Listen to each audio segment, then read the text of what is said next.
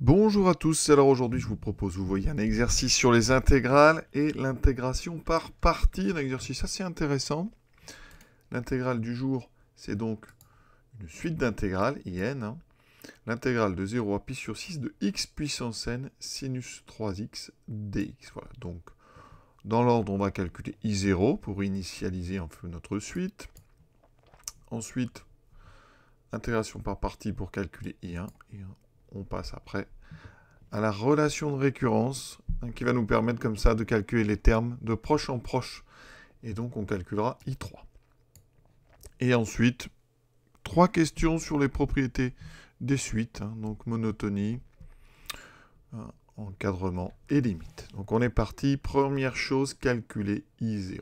Cette première question, alors calculer I0, alors I0 c'est quand on a x puissance 0, alors on admet que x puissance 0, on peut le remplacer par 1, et donc ici, I0, ça sera donc l'intégrale de 0 à pi sur 6 de sinus 3x dx. Donc ça, pour calculer une intégrale, si on peut, eh bien, on trouve une primitive de sinus 3x, pas de problème. On sait qu'on dérive cos 3x, mais quand on dérive cos 3x, qu'est-ce qu'il se passe? On a un 3 qui va sortir et un moins, parce que la dérivée de cosinus, c'est moins sinus. Donc ici, il va falloir que je prévoie de rajouter un moins pour anticiper le moins qui va arriver en dérivant.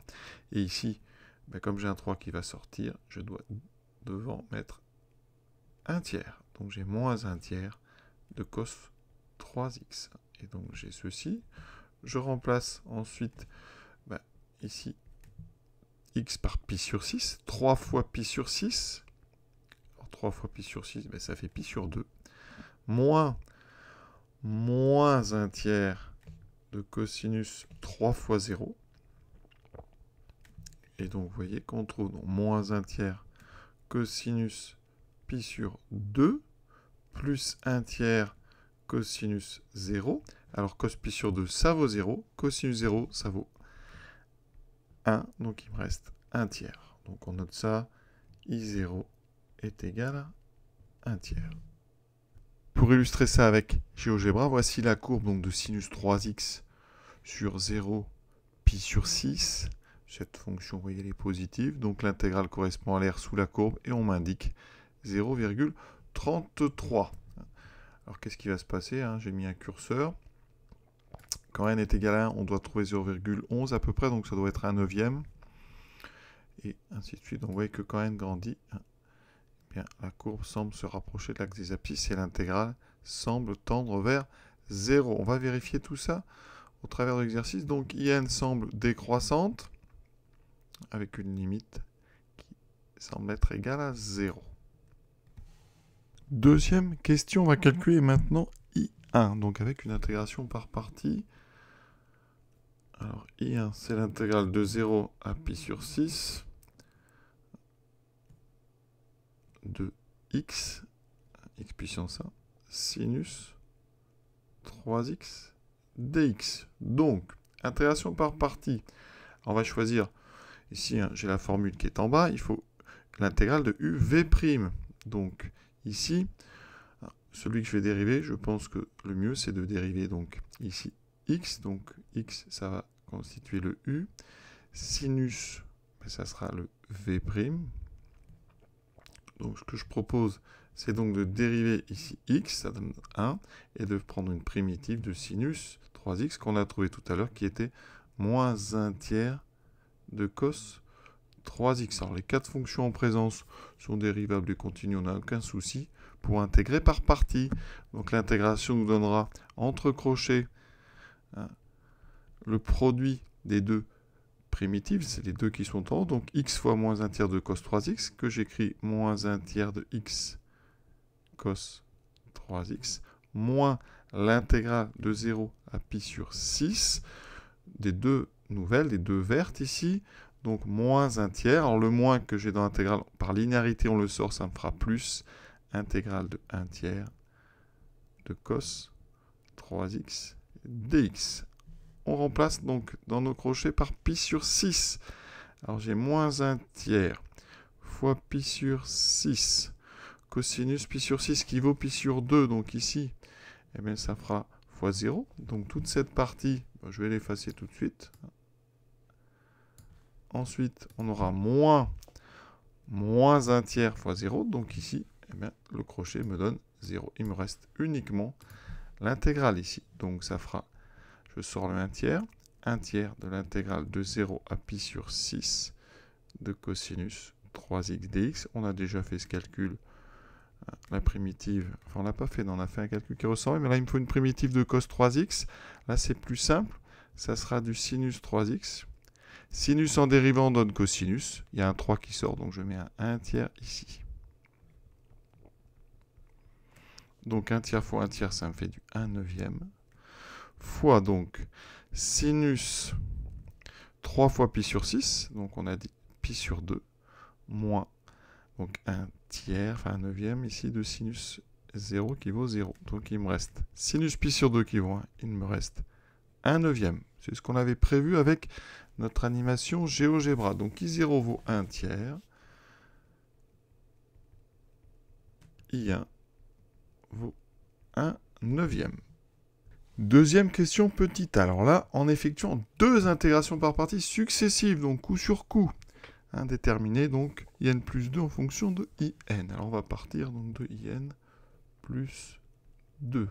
C'est donc l'intégrale de 0 à pi sur 6 de x puissance n plus 2 sinus 3x dx. Alors comme tout à l'heure, je vais poser le u égale à donc cette partie-là. Alors ça c'est u de x, ça c'est v, donc ça va être ce qui correspond à v'. Je vais donc dériver donc xn plus 2, donc n plus 2 xn plus 1, et je prends une primitive de sinus 3x, on a dit, moins 1 tiers de cos 3x. Les 4 fonctions en présence sont continues dérivables, donc on peut très bien intégrer par partie. Ça me donnera donc le produit des deux du haut, donc moins 1 tiers de x puissance n plus 2 cosinus 3x, entre 0 et pi sur 6, moins l'intégrale de 0 à pi sur 6 des deux qui sont en vert, il y a un moins, donc par linéarité je le sors, ça me met un plus. Alors on a 1 tiers de n plus 2, donc je vais mettre n plus 2 sur 3, x puissance n plus 1 cosinus 3x dx.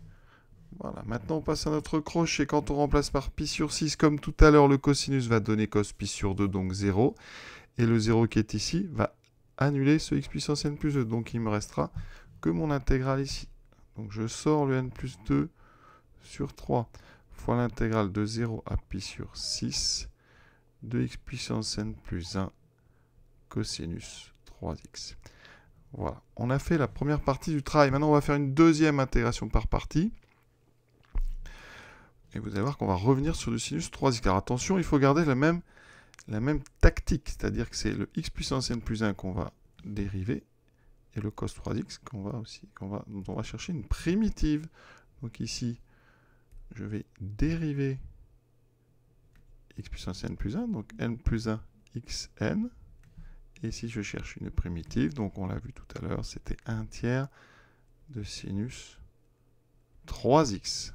J'obtiens, alors le n plus 2, on le garde en stock devant, le n plus 2 sur 3. Ici donc, entre crochets, je vais trouver donc les deux du haut, 1 tiers, x puissance n plus 1, sinus 3x, entre 0 et pi sur 6, moins l'intégrale de 0 à pi sur 6 des deux vertes, donc n plus 1 sur 3, x puissance n, sinus 3x dx. Ça me donne donc in plus 2, qui est égal à n plus 2 sur 3, multiplié par, alors ici on remplace donc par pi sur 6, ça me fera donc 1 tiers.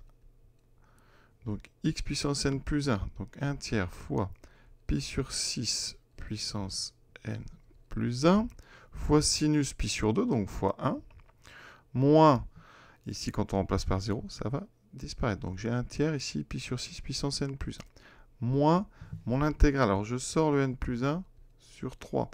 Et qu'est-ce qui me reste? Eh bien l'intégrale de 0 à pi sur 6 de x puissance n sinus 3x dx. Et là, vous devez reconnaître, évidemment, in. Et donc, on a bien in plus 2 ici, et on est arrivé sur un in. Alors maintenant, je vais enlever les parenthèses, on va mettre un petit peu, on va être un peu plus clair là-dedans, et on est arrivé. Ça me donne donc in plus 2 égale n plus 2 sur 9 multiplié par pi sur 6 puissance n plus 1. Moins, alors n plus 2 fois n plus 1 sur 3 fois 3, 9 in. Et ça, eh bien, c'est notre relation de récurrence. Hein. Et a priori, on n'a pas de contre-indication. Elle est valable pour tout n, donc pour tout n supérieur ou égal à 1, comme c'est demandé dans le texte. Question suivante. On va appliquer cette relation de récurrence, enfin l'utiliser.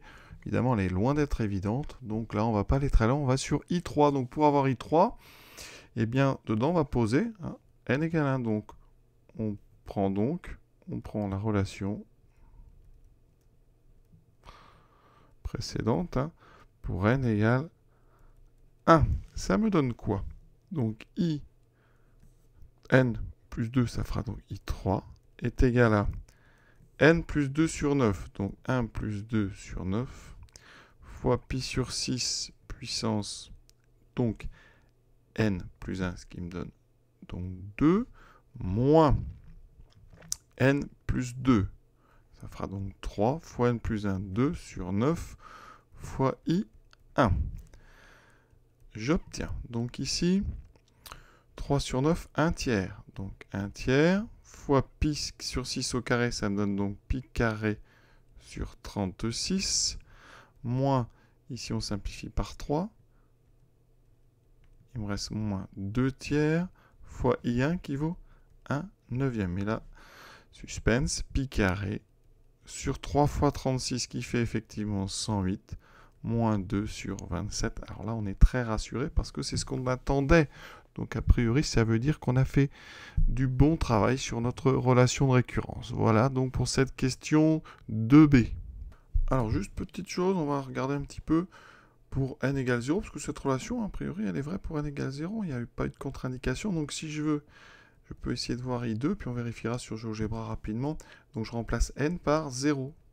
Pour n égale 0. Ça me donne donc 2 sur 9 fois pi sur 6 moins 2 fois 1 sur 9, 2 neuvièmes, fois donc I0 qui vaut 1 tiers. Ce qui me donne 2 neuvièmes, donc je peux simplifier ici.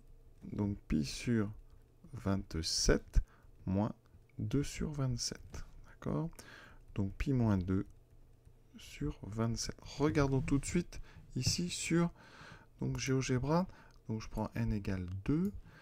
Voilà, on m'annonce 0,04. Donc je vais regarder ce que ça donne. Donc pi moins 2 divisé par 27. Et on m'annonce effectivement, vous voyez, 0,04. Alors c'est pas très précis, mais a priori, ça veut dire quand même qu'on a bien bossé. Voilà, on continue. Question 3. Alors maintenant, on oublie notre relation de récurrence. On ne va pas calculer in. On va montrer que la suite in est monotone. Alors monotone, pour une suite, ça veut dire est-ce qu'elle est croissante, est-ce qu'elle est décroissante. Donc, on va regarder pour tout n appartenant à grand N. On va essayer de trouver le signe de n plus 1 moins in. Alors sur GeoGebra, vous voyez, on a eu l'impression. Hein. De toute façon, on voit bien, là, on est passé 1 tiers, 1 neuvième. Elle semble décroissante. Donc, je pense qu'on va bien montrer que n plus 1 moins n est toujours négatif. Alors, on a ici deux intégrales. L'intégrale de 0 à pi sur 6 x puissance n plus 1 sinus 3x dx moins l'intégrale de 0 à pi sur 6 x puissance n sinus 3x dx. On va regrouper ces deux intégrales, c'est la linéarité. Et donc on factorise par sinus 3x. Ça me donne x puissance n plus 1 moins x puissance n sinus 3x dx. Et on va factoriser à l'intérieur. C'est un exercice assez technique quand même. Ça reste accessible, mais c'est pas si simple que ça. Je factorise par x puissance n, j'obtiens x moins 1 sinus 3x dx. Il faut que je montre que cette intégrale est négative.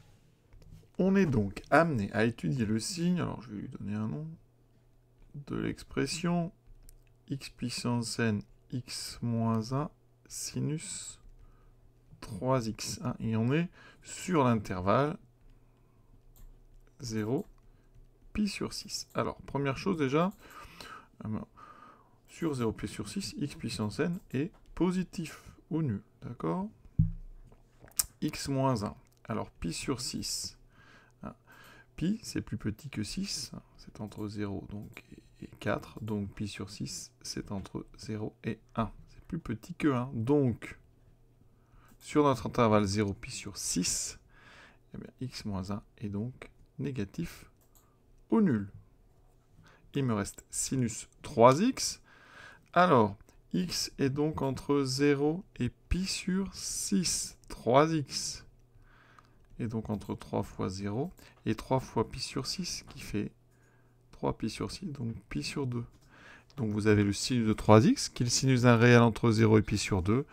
On est sur le quart de cercle supérieur droit, donc son sinus est positif. Donc ici, sinus 3x est positif. Donc sur notre intervalle 0 pi sur 6, donc sur 0 pi sur 6, eh bien x puissance n est positif, x moins 1 négatif, sinus 3x est positif, ça veut dire que f de x est négatif ou nul. Alors, maintenant, on va utiliser une propriété du cours. Alors, ce n'est pas exactement celle qui est dans le cours qu'on va utiliser, parce que nous, ici, on a une fonction négative. Donc, si on veut vraiment se ramener à la propriété du cours avec l'intégrale d'une fonction positive qui donne une intégrale positive, il va falloir un petit peu modifier ici, en rajoutant un moins dans l'intégrale, de façon à rendre la fonction qui est dedans positive, et de façon à pouvoir utiliser la propriété. Je vous propose une première version de la chose, en rajoutant un moins devant, on a intégrale de 0 à pi sur 6 de donc moins xn x moins 1 sinus 3x. Ça veut dire que maintenant, mon intégrale, eh bien, à l'intérieur, j'ai quelque chose qui est positif sur donc l'intervalle sur lequel on intègre, sur 0 pi sur 6, et d'après le cours, f, cette fonction ici, est positive sur l'intervalle sur lequel on intègre, l'intégrale est donc positive. Donc, comme il y a un moins devant, ça veut dire que notre résultat, donc ça, cette intégrale est donc positive. J'ai intégré une fonction positive sur un intervalle, et avec ce moins, ça veut dire qu'ici, j'ai donc quelque chose ici qui est négatif. Conclusion. Donc, pour tout n appartenant à n, in plus 1 moins in est négatif. Donc, ça veut dire que n est inférieur ou égal, enfin in plus 1 est inférieur ou égal à in. Donc, la suite in, elle est décroissante. Elle est donc effectivement monotone. D'accord? Autre vision, eh bien, vous savez la propriété que si f est négatif, d'accord?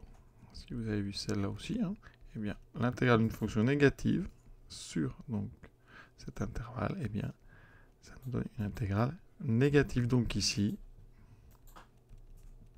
directement, on intègre donc cette fonction f dont je vous ai parlé qui est négative, donc l'intégrale est négative.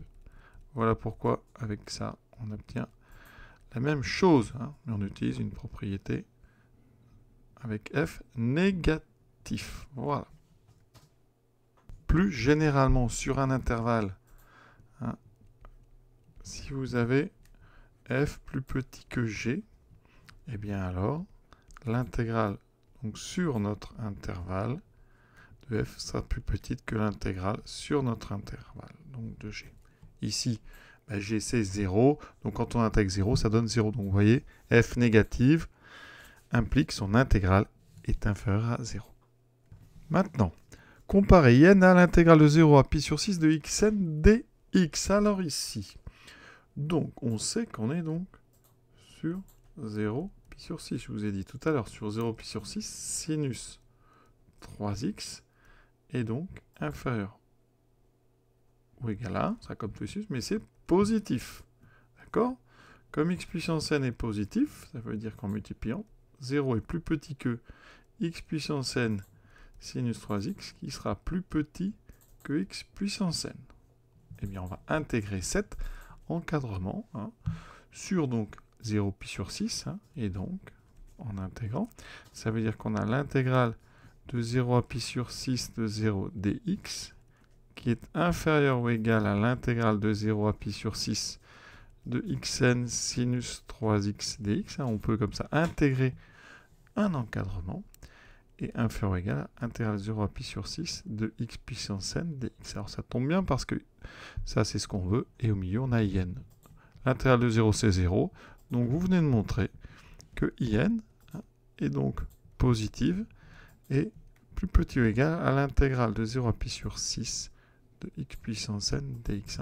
On a ici donc intégré un encadrement. On peut intégrer sur un intervalle n'importe quelle inégalité, condition d'avoir évidemment que des fonctions continues pour pouvoir intégrer. Alors à condition que on considère que x puissance 0, ça vaut toujours 1, d'accord? Il y a un petit problème pour 0 puissance 0, eh bien c'est vrai tout le temps. Ici on préfère éviter ce problème, on va prendre uniquement tout ça, donc pour n supérieur ou égal à 1, comme ça on n'a pas de problème. En plus, l'avantage pour n supérieur ou égal à 1, on peut intégrer x puissance n avec une formule générale, la primitive de x puissance n. Et donc ça va nous aider pour la question suivante. Déterminer la limite de n, de in quand n tend vers plus l'infini. Alors tout d'abord, des choses qu'on peut dire qui permettent de réviser le cours. In est une suite décroissante et in, elle est plus grande que 0. Donc elle est minorée par 0. Donc théorème de convergence monotone, in est une suite convergente. Elle a une limite réelle. Maintenant, on passe donc au calcul de cette intégrale. L'intégrale de 0 à pi sur 6 de x puissance n dx. Ici, une primitive, c'est x puissance n plus 1 sur n plus 1. On sait que n ici est supérieur ou égal à 1. Voilà. On remplace x par pi sur 6. Donc, j'aurai pi sur 6 puissance n plus 1 sur n plus 1, moins la valeur en 0 qui vaut 0. Donc, j'écris ça un petit peu autrement. 1 sur n plus 1 multiplié par pi sur 6 puissance n plus 1. Et maintenant, je vais m'intéresser à la limite. Pi sur 6, je vous l'ai dit tout à l'heure, c'est entre 0 et 1. Donc, chapitre des suites géométriques, la limite de pi sur 6 puissance n ou n plus 1, c'est la même, ça sera 0, quand n tend vers plus l'infini. Et vous multipliez par la limite, enfin on multiplie par 1 sur n plus 1 qui tend en plus l'infini vers 0, donc par produit, eh bien la limite donc de notre intégrale de 0 à pi sur 6 de x puissance n dx, c'est donc 0. On a tout ce qu'il faut pour notre théorème des gendarmes. Donc, regardons notre encadrement. Limite donc, de l'intégrale de 0 à pi sur 6 de x puissance n dx est égale à 0 quand n tend vers plus l'infini. À gauche, j'ai déjà 0. Donc, théorème d'encadrement ou théorème des gendarmes sur les... Donc sur les suites, eh bien, ça veut dire que in est encadré par deux suites qui tendent vers 0. Eh bien, la limite, donc en fait, théorème des gendarmes, in converge, d'accord, et sa limite est la même que celle des deux suites qui l'encadrent, puisque les deux ont la même limite 0. Donc limite de in va être égale à la limite de cette intégrale qui est 0, et donc on a notre suite ici. Et l'exercice est à présent terminé. Voilà, je vous souhaite une bonne fin de journée à tous. À très bientôt.